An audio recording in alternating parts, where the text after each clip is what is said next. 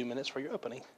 Thank you, first of all, for this opportunity to be here this afternoon. I know it's a lot of time and effort that goes into developing the presidential process, and so I'm happy to be here. A little bit about myself. I currently serve as Vice President of Shelton State Community College, and I've been there for 15 years. I have over 28 years of experience in social services, economic workforce development, and higher education administration. I actually have, having worked with federal, state, and local government, I also worked in other educational entities as well. I worked for Central Texas College. There I taught remedial education to service members and their families. Also, I worked with in K through 12 in secondary, and there I taught, that was Barstow Unified School District, and that was in Barstow, California. I also worked with the state and local and federal government, as I said, the state of Louisiana, Office of Family Support, and with the federal government. I worked with, and not only in the state of Alabama or not only in the United States, I also worked overseas 2 times, 2 tours of duty with my active duty husband, John, that's sitting there in the audience, is how I was able to, of course, work in those areas. And I worked at the Army Community Service Officer, and that's an educational social services agency for military members and their families. I actually arrived at Shelton State in fall of 1999 because we underwent, oh my goodness, that is fast. We underwent a base realignment closure at Fort McClellan, Alabama. And so I've been at Shelton State and took on a myriad of duties and responsibilities, and just more than ready now, of course, to move forward to the next level, which is indeed presidency. So I'm happy to be given this honor to be here at Shelton State Community College today, and look forward to serving as the next president of this fine institution. Okay. First question. The college has been without a permanent president for nearly 2 years. In addition, several key positions, including the Human Resource Director, Academic Dean, Student Services Dean, Chief Financial Officer, and many other essential positions have been filled with interims, or in some cases not at all. What actions would you take to address these issues within the first month and within the first year? Those are all key positions that you just mentioned. And I guess immediately what I would need to do, because they're either interim, you said, interim and or vacant. I guess, once again, walking in the door and establishing your internal, all the positions are important, but establishing that internal cabinet or that executive council. And I do think that I heard that there was an academic dean vacancy there and or interim. That's a vital position to any institution, not to mention that human resources director and those other positions that you listed. But that academic dean is of the utmost importance to make sure that you've got that person, he or she, in place, because of course they're going to work hand in hand with that new president. Instruction is what you do at an education institution, so you definitely would have to have someone in the helm in that position. The other positions, no doubt, they are all very important. So I don't mean to insinuate that they are not, but it would be a matter, of course, filling those positions all in permanent basis and or assessing them to see that they would indeed need to, if the position needed to continue to exist, or if there needed to be some type of reorganization. But it sounds from the titles that you just quickly rattled off there that all the positions are indeed key and vital positions. So there would be a matter of undergoing a personnel selection process to get those positions filled on a permanent basis. And I know that's not necessarily mean that the persons that are currently serving in this interim would be the selected person, may or may not. As I say, you would have to undergo a personnel selection process. But that is a very important factor, and that would be one of my greatest tasks is when I walked in the door, to do an assessment of the staff to see indeed what areas were, what's going on and where the needs are. But you've got to have the president cannot be in every corner of the institution. So vital areas such as academic dean and other deans, HR director, those positions would have to be filled. So doing an assessment, and then once going through personnel selection services process in order to fill the positions, and or reorganization or realigning of duties and responsibilities. Okay. Second question. Please give 2 or 3 concrete examples from your past as to how you have helped influence the culture of an institution. We have currently, in my current position at Shelton State Community College, we have 6 campuses. And all the campuses are academic campuses, but one is prison education, and that's in our St. Clair facility. But at all of the other 5 campuses, they all bear a different culture, temperament, and climate, so to speak. And we have had 4 mergers. We're actually 4 mergers into one. Our most recent one was in 2003, and that's with our Ayers campus. How I have been able to facilitate the feeling of where you go from oneness, because our Ayers campus was a standalone campus before we merged. And that campus has gone from a sense of feeling standalone to now being merged, absorbed in, and maybe could have some stepchildren feeling, so to speak. And I have made it my point in my business to make sure that we engage and that we're under one umbrella and we get the sense of oneness. And so I make sure that every function that we have, if we have a get on board day, so to speak, and that's where the students are out of class, allowed to be out of class so that they can visit the various areas within the institution. We have vendors and it's like a big field day. But I make sure that we do not get on board on the main campus, so to speak. There is no main campus. I make sure that we do get on board several consecutive days. We do it on each campus. So I make sure what I've done and been successful in the tasks that you asked to demonstrate, I've been successful in making sure that that we have that inclusiveness. I make sure that what we have on one campus, we have on all campuses. I make sure that I give everybody the sense of voicing their concerns and their opinions, because all these campuses, they are different now. They all have their own different culture and their own different temperament, and that's good. You like that uniqueness. You like that diversity, and we're very diverse. But I've been very, very successful in making sure to bring them all together as one. I've also been successful in, like our Valley Street campus, it bears a HBCU designation. And I've been very successful into bringing together and bridging together resources, community efforts and initiatives, so that we've been able through a lot of our Title III funding to build a student center. And I've been able to bring in the community and have a venue available for them so they can use the facilities. So fostering those positive relationships. I serve on 2 United Way boards in 2 of our counties that we serve, and I was the campaign chair for the last one, and we raised over $1.3 million. And that's because of that team building aspect that I like to pride myself for having. That, once again, that inclusiveness of that organizing people. So I've been very successful in making sure that everyone gets a piece of it, and everyone gets it, and everyone feels the ownership. Okay. Number 3, what is the most useful criticism you have received? Probably being very rural-oriented, and I'll take a deep breath on that one. I am very rural-oriented, and it's not so that I'm just so black and white and very task-oriented, like my host and hostesses are here today, and they've been very rural-oriented. And really, I like that. I've teased them, but I'm like that myself too. But criticized for being so, going by the book. But if I've got to err or I've got to have some gray, then it's going to be for the good of the student. I am all about the students, and I'm going to find a way to help a student.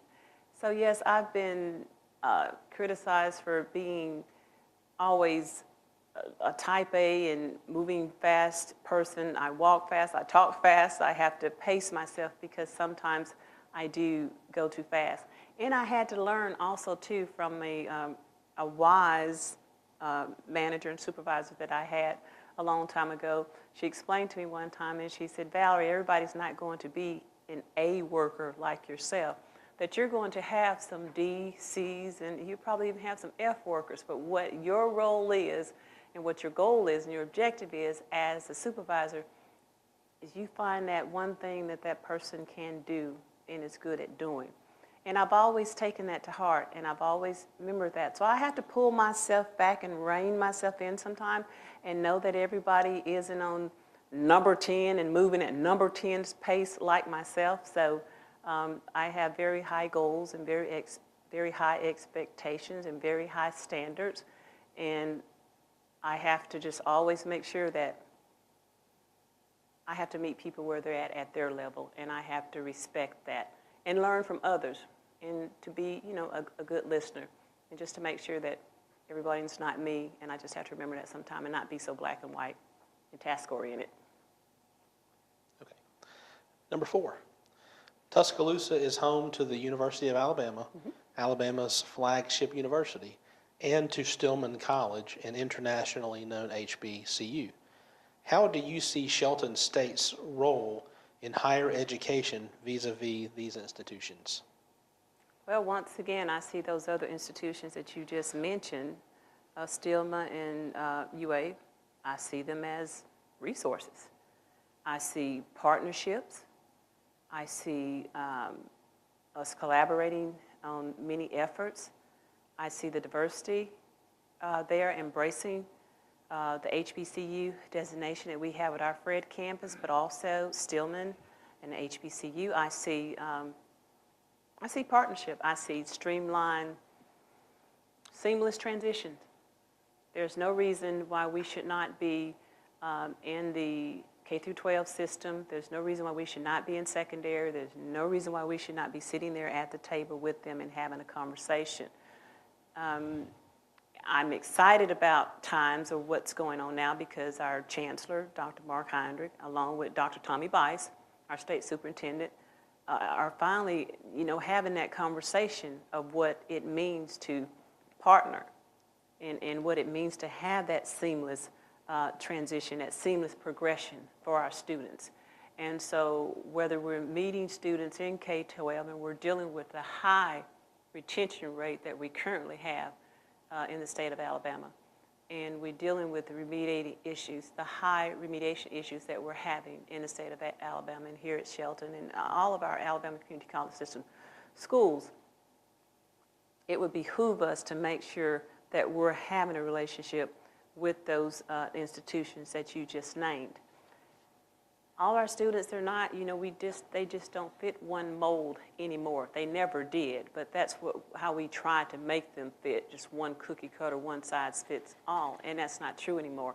Our students are walking in the door, and they're walking in the door with their dual enrollment, career tech dual enrollment, our returning veterans, whether we've got our senior personnel coming back, we've got the adult learner, which is our non-traditional student, which is coming back here at 26, 20, 27 years old, and most of them are breadwinners. They're working in the afternoons, and they're having to make hard choices when it comes to resources and funding available for them to attend school.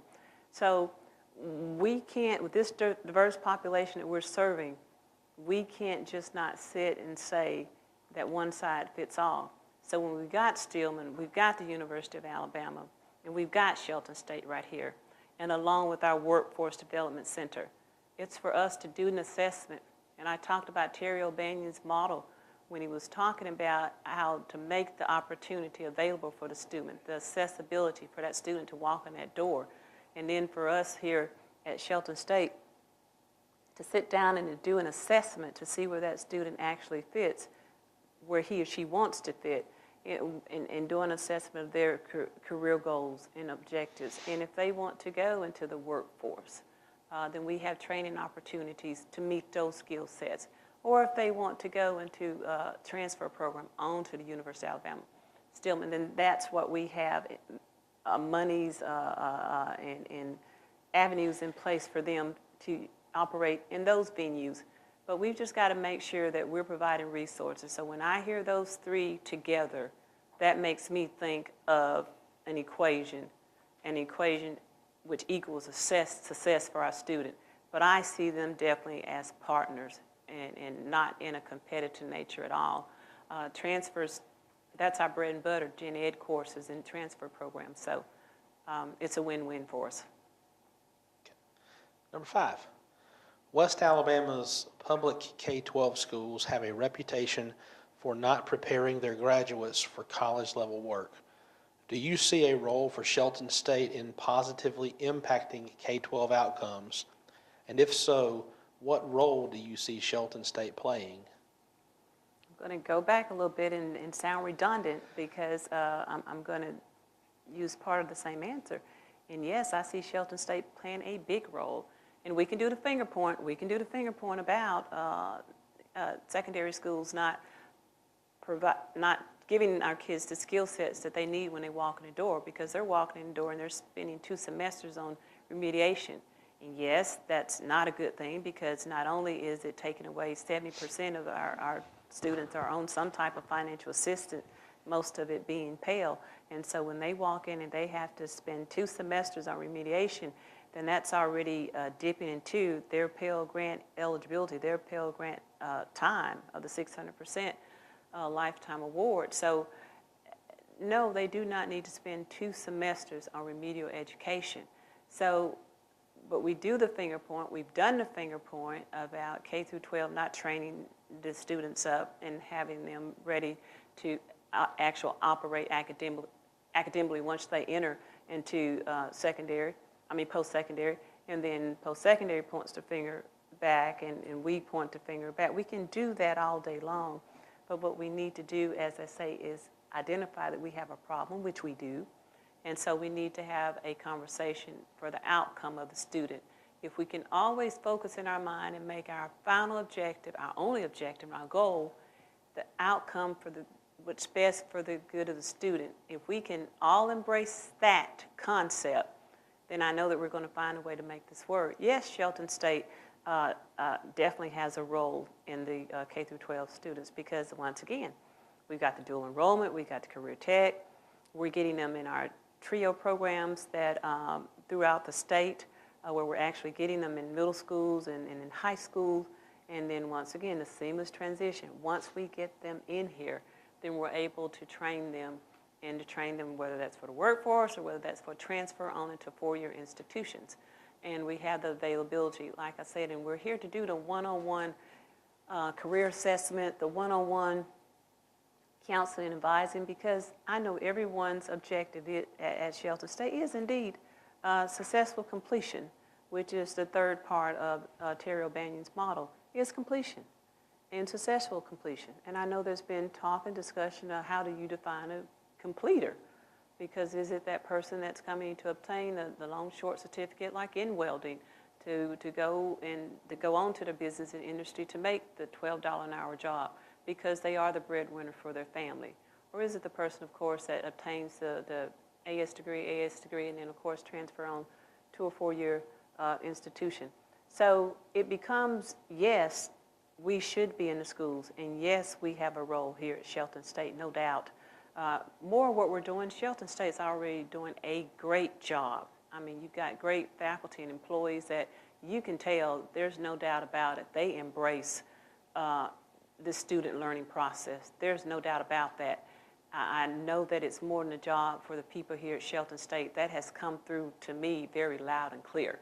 So you're talking about having a leader that's sitting here at the helm of this institution that embraces that as well too, because that leader has got to foster, it's got to trickle down his or her vision for this institution.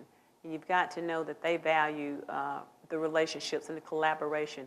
And so many of the funding sites, when you're seeking resources, that's what they want to see. They want to see collaboration. And if you've got multiple schools, and whether it's secondary and or other post-secondary institutions, funding is highly be successful in achieving it and obtaining it if you have that collaboration and partnership. And I've been flagged red and green, red and yellow this time. Okay. Okay, question number 6. Okay.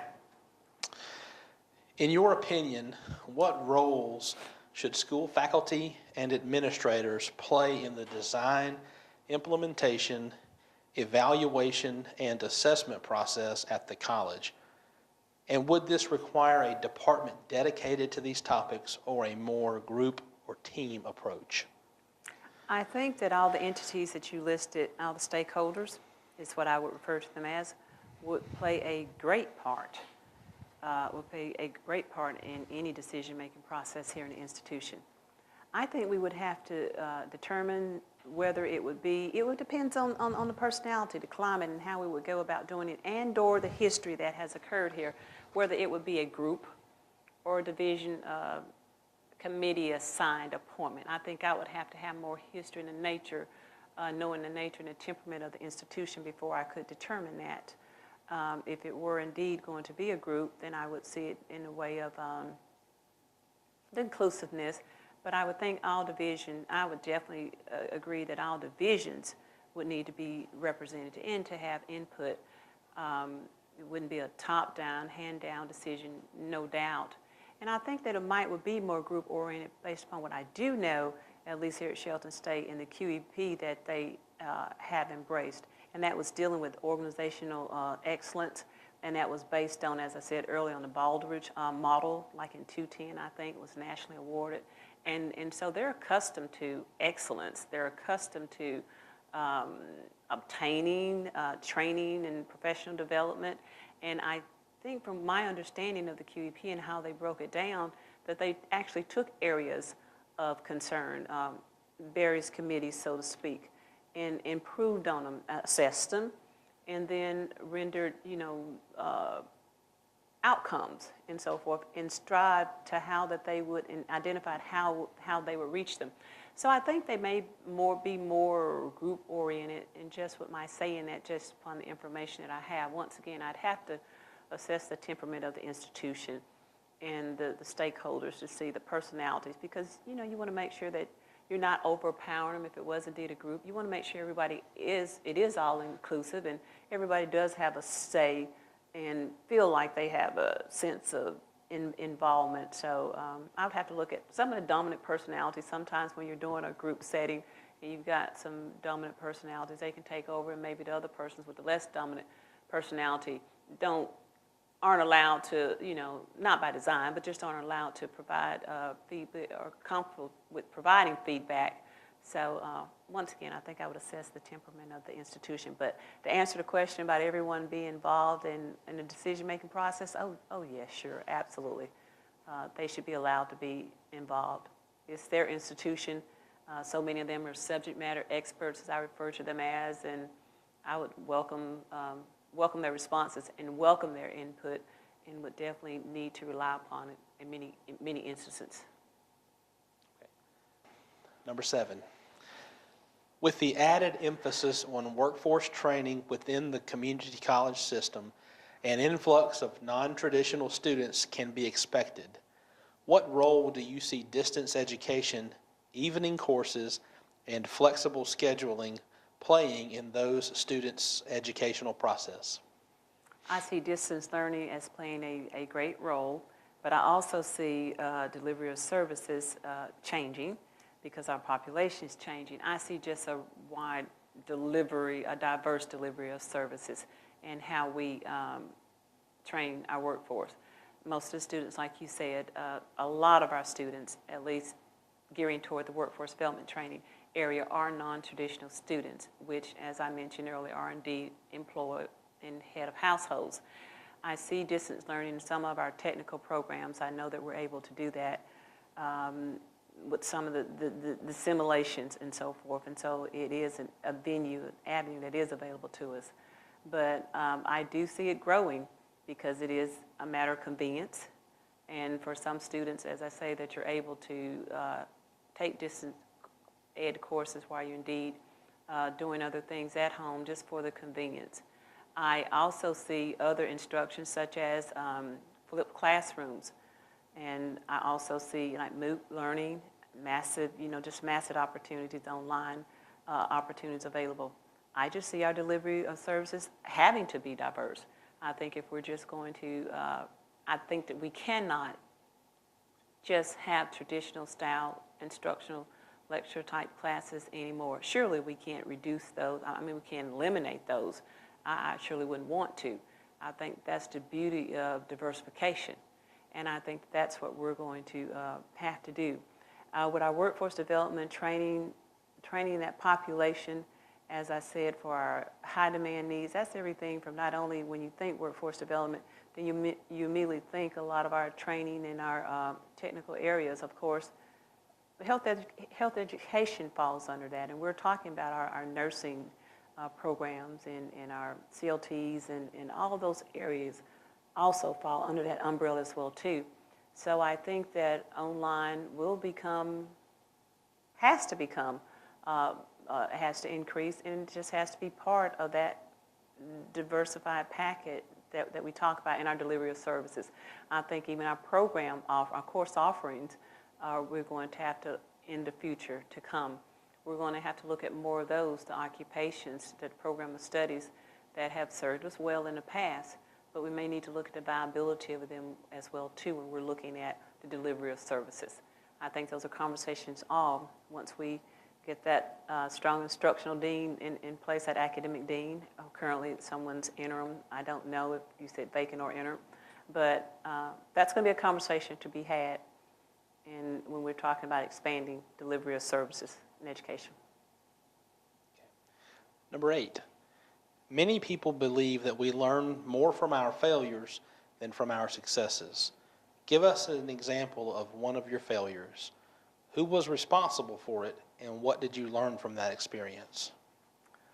I can remember, I've had several failures, many failures, and you're absolutely right, you do learn from them. I guess the one particular one that I'll use here is when I was growing up, I guess my undergraduate degree. When I was undergraduate, I came from a single family home, and my mother, I can remember that when I went to undergraduate school, that I still had to run up and down the road, so to speak, in order to work, in order to provide income for the family, to aid in the family. And I can remember that my grades, as a result of that, my undergraduate grades suffered. And I had, of course, had great high school grades, but I can remember taking on the task and assisting my ailing mother, had health concerns, and she's no longer with us now today. But I can remember having to, like I say, work a full-time job and go to school full-time, and of course attribute to the family. And I say that, I use that because what I learned from that was that everybody has a story, because nobody would have known that had I not told you or anybody else, and you just would have been quick to judge, to probably see, like Colin Powell uses his demonstration when he talks about his GPA and sort of how they had to throw this course and that course together and still come up with a 1 point something to be happy about it. And of course, General Colin Powell, I don't have to tell you where he is today and who he is. But I learned from that is that everybody has a story, and that if we are who we say we are, that our greatest attribute in life is that we need to try to find that story. And as a leader, we need to try to find that story, because that story and that experiences is who make us who we are. And so what I learned from that was, as I said, that everyone has a story, because I came from high school and had great grades, and I too may have been looking through a judgmental eye, not understanding or appreciating persons who had to, as I say, work and had to tribute, or not understanding why that person did not succeed to this level of success, rise to this level of success. But everybody has a story. So what I brought from that, and what I feel has made me an empathetic and a sympathetic leader today, is just remembering from whence I came, and just from remembering and challenging myself. Everybody that I do meet, I look for their story, because everybody has one. Okay. Number 9, what do you already know about Shelton State, and what else do you think you need to know about it in order to become an effective leader of the institution? Wow, what I know about Shelton State already is absolutely amazing, because this is an amazing institution. It's an amazing service area. Already the partnerships that you have are just amazing. Everything, you've got a major OEM that's sitting here in Mercedes, and then with the Megatronic program, the Workforce Development Center here in West Alabama, just amazing. And the partnerships that you have, you're nationally accredited here nationally known for being a fine arts institution. The Alabama Community College, fine art institution. And you was just awarded, even like in September, Shelton State was of last year, I believe, that the Center for Excellence, for wire and cable technology, the only partnership with the German organization that you have at a two-year community college. I mean, I could go on and on with the exclusiveness here already established at Shelton State as being the first and the only. And I think that speaks to, once again, the people here at this institution, the faculty and the staff, and the community. I know that you work hand in hand with the partnerships here with the Tuscaloosa Industrial Development Authority, the Chamber. That's obvious because they were part of so many of the endeavors and the partnerships and thus the resources that you currently have. And I just think it just speaks volumes. So what I already know about Shelton State is something that I'm very excited about, and what I think that I bring to the table and what I'm wanting to bring is to help to take it to that next level, to build more partnerships. I have an enormous grant writing background, and in the current position I serve in, I brought over $60 million in grants that I've written or co-written singly to Gadsden State. And once again, that's national notification to some exclusive uniqueness at the current institution where I'm at is a result of some of the grants that I've written. One of the only gross anatomy labs that we have is at the institution where I'm currently serving, and that's a result of the grant that I wrote. CARCAM, which is not now a statewide name, and of course Shelton State is part of CARCAM, but I co-wrote that grant several years ago when it was only 5 institutions. So what I bring to the table is just a plethora of knowledge and resource and connections and so forth, and a great skill set for a leadership. I'm very organized and very task-oriented and have a genuine concern for the success of people. I mean, I don't just say that because it sounds good. I don't want to be a president because of the power. I really genuinely can care about people succeeding, and I think that's important. And whether that's a student, which of course we're about the business of students, or employees. You want employees feel good, if they're feel empowered, they embrace that, they're going to do well. And you want morale to be good, and morale is good when people feel that they're contributing. And so that's what I bring to the table. That's what I know about Shelton State, and that's what I want to bring to the table to take Shelton State. It's a premier institution. I just want to take it to the next level, be at the helm. Okay. Next question. What has been your most outstanding accomplishment in your current position, and what has been your most outstanding career accomplishment? In my current position, I guess, wow, we just landed a one-stop center. I worked so very hard to finally get that on the table, and we just came in under bid, so we're about to break ground. So that has been a major challenge. I was successful also too in establishing a student center that I mentioned earlier on our Valley Street campus. That was pushing a rock up a hill, but we've got that service now for our students. So those have just been major accomplishments. Merging the institution in 2003, that was a challenge. Anytime you merge institutions, as I said, and I talked about that, fostering that spirit of inclusiveness. Those are all positive career. Of course, educational-wise, of course, obtaining my doctorate degree, I'm quite proud of that.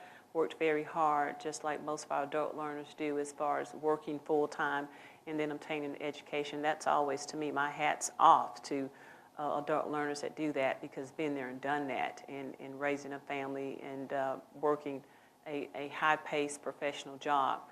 So definitely, educational-wise, then that's been one of my major accomplishments. I'd have to say, being, of course, a mother, and on a personal note, being a mother and being a wife of almost 30 years, that to me, of course, is just a blessing in itself, and I'm very proud of that on a personal note.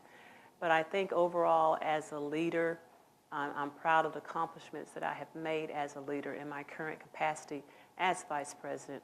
And stated earlier, I have just really outgrown my position as vice president. I served as interim twice, 3 times actually, but twice in my current institution, and was very successful in doing so. I've always had outstanding performance evaluations, always very commendable. Always the person that takes on the additional duties and responsibilities gladly. Always wanting to hone my skills, always wanting to increase professional development within myself. So what I bring to the table and what I'm most proud of is that I'm an honest leader. I'm a very successful leader and fair and just willing to be part of it and not above it.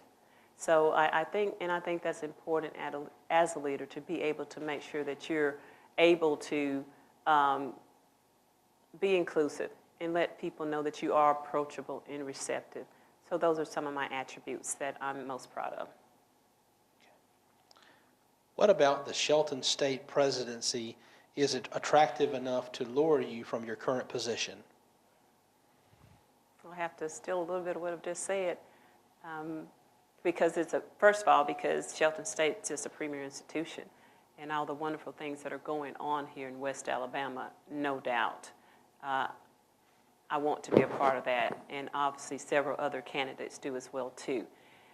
But my current position, I am, as I said, in vice president, 15 years at Gadsden State.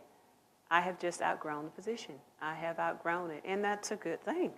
And so I am ready to be a president, and if I have preferences, and I would just rather be a president at an institution where a premier institution such as Shelton State.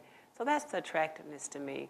The attractiveness that, as I said earlier, what comes across to me immediately in my research, and I've been at Shelton State numerous times for meetings and so forth, and interact with personnel here at Shelton State. What comes across to me is a genuine sense of care, caring for students and caring for employees. And I want to be part of that. I mean, the atmosphere is healthy.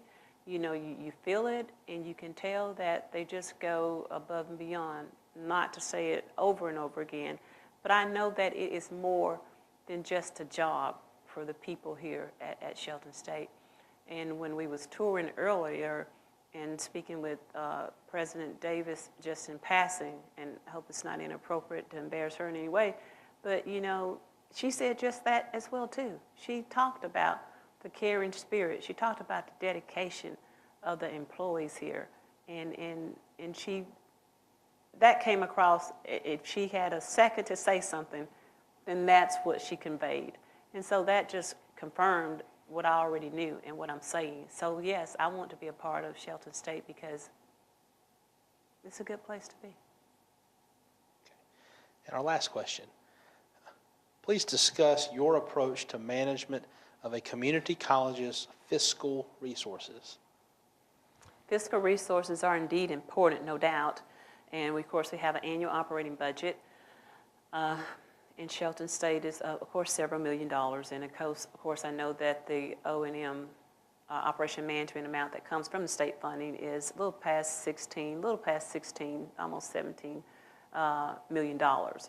And of course, you have other funding that comes into play here also to federal funding and local funding that's contributed part of this process. The budgeting process is very important. You've got to make sure you got a fiscal healthy institution, no doubt. One of the first things that I would do upon walking in as president of Shelton State is to make sure that, you know, sit down and with the CFO, he or she, and to make sure we'll do assessment and see where we're at. I know by state board law that each institution has to carry a 2-month fund balance, and that's important to make sure that that's there. You want to make sure that you are being frugal, but of course that you are addressing the needs of the institution. Heating and cooling costs, of course, are, they're going to be heating and cooling costs. You're going to have them. And this is a fairly, of course, new facility, but there are still needs and requirements of maintenance that occurs. And of course, continued maintenance, and of course, preventing maintenance, all that goes into play. You'll have to look at the viability of programs when you're looking at developing budgets and operating fiscal maintenance, because you would want to see if you want to look at new program offerings, which I mentioned earlier. And those programs cost. Many of our technical programs are health occupation programs. The equipment in health occupation, from the sim man to the sim babies and all those pieces of equipment can easily cost $70,000. But that's where you've got to seek other resources too, and that's where I'm talking about bringing to the table of seeking resources such as writing grants and through our Regional Workforce Development Council, Region 3 for this area, then you're able to seek other resources. But you've got to do an assessment of the entire institution, and that ties all into your strategic plan. And that ties with sitting down with each department, having input in that strategic plan, in their funding and priority needs, because we can have a wish list, and it's good to keep a wish list, but you've got to also make sure that you got a plan and that it's going into your vision. And I know here at Shelton State, they've got the 2020 plan that I've talked about earlier quite a bit, but it outlines your 4 areas that you are looking to address. And so your budget has to be tied into that.